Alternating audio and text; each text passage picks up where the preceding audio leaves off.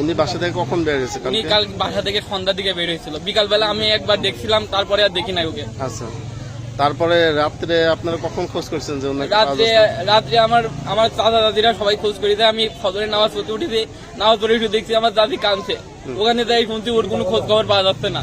তারপরে আমরা মনে করছি যে হয়তো বা কোনো বন্ধুর বাড়ি আছে, কোনো জায়গায় আছে, সেহেতু আমরা তাও কন্ট্যাক্ট করার চেষ্টা করেছি। সব বন্ধুর কাছে ফোন দেওয়া হয়েছে, কিন্তু সবাই বলছে ওর কোনো খোঁজ খবর জানি না। আপনার ভাই কি বিবাহিত? না, আমার ভাই বিবাহিত না।